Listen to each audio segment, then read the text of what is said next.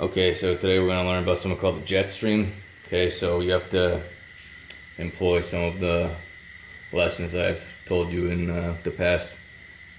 Most particular, you need to remember that there's different pressure gradients on the planet. Okay, there's areas, belts of low and high pressures at different latitudes in the northern and southern hemisphere. So when two conflicting temperature air masses come into contact with one another, it's going to cause very, very strong winds. Okay, and these winds occur at high levels of the atmosphere, about 5 to 7 kilometers above the surface of the Earth, in a region called the tropopause. Okay, so first we're going to talk about the subtropical jet stream. Okay, now this is just a rough estimate.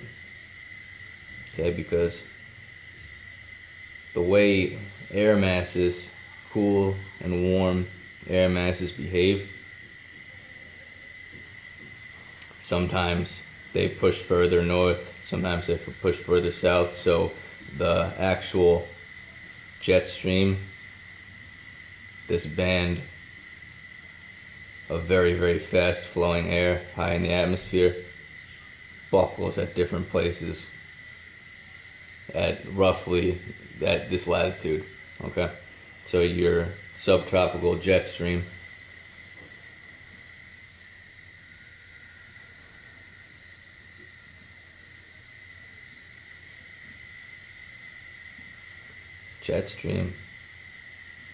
usually is about right here, but it can go up into California, northern parts of Mexico and Texas, and southern parts of Texas and Florida. The subtropical jet stream, this very, very fast flowing air, can affect the weather in the southern part of the United States at sometimes. This is subtropical jet. Now the exact same subtropical jet occurs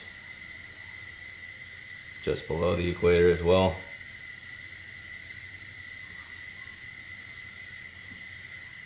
And remember, it kind of bends like this because of conflicting air masses, cool and warm air coming into contact and having more influence in different parts at this latitude. Okay, so that's why we see this buckle, these like kind of wavy buckles.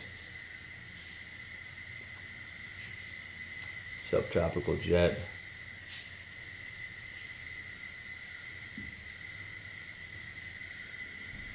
So this is not fixed. It meanders like a river. And it's different at different times of the year. Actually, the seasons can affect the position of these two jet streams quite a bit, actually. And also how fast the actual air moves in the jet stream itself. So this is the subtropical jet stream. Okay, and here we got the polar jet stream. Remember, this is just two different temperatures coming into contact with one another.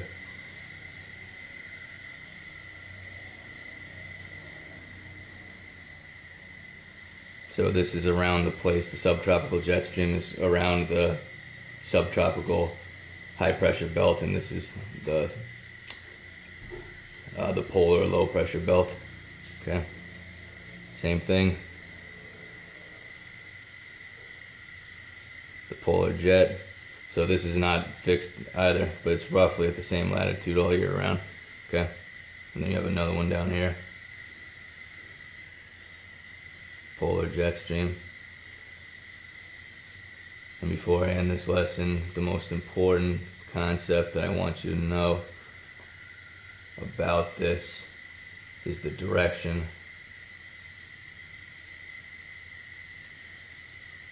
that this air is flowing.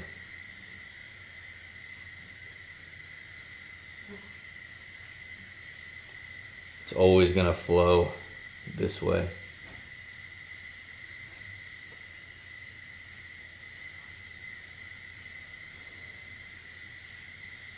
That's because of the way that the Earth rotates. The Earth rotates from west to east. So as the Earth rotates, it's going to drive that air in a consistent direction in both the southern and northern hemisphere, regardless of if you're talking about the tropical jet stream or the polar jet stream. Okay, and the red as well, subtropical jet stream. Now before I end this lesson, I want to reiterate that this doesn't happen on the surface of the Earth. It happens at high levels of the troposphere in a region called the tropopause. Okay, so imagine that you're on the Earth.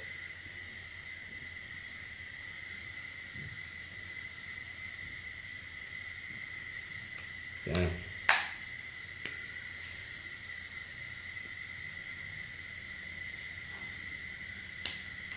High levels of the troposphere.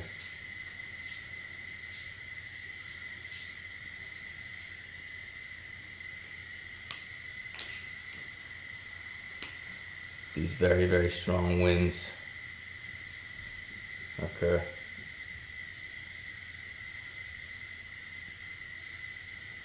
Roughly 5 to 7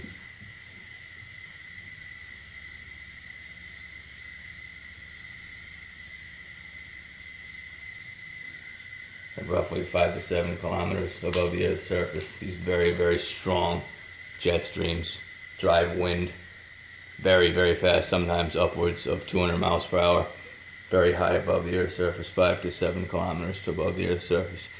So these 4 different jet streams, very fast moving air that's caused by 2 different temperature air masses coming into contact with another and then meandering depending on which air mass is behaving or buckling another portion of that conflicting air mass. Okay, this is the jet stream, polar jet stream, subtropical jet stream in the north, same as the south, subtropical jet stream, polar jet stream. They all travel this way because of the rotation of the planet going west to east. They lay about 5 to 7 kilometers above the Earth's surface, and they're critical for the Earth's weather, most importantly because if you're dealing with a situated weather phenomenon that's not influenced by the jet stream, the weather pattern can remain situated and be prolonged in that specific region because it's not being influenced by the jet stream. Whereas a storm that's riding the jet stream or a weather phenomenon that's riding the jet stream will move at the pace of that fast flowing air.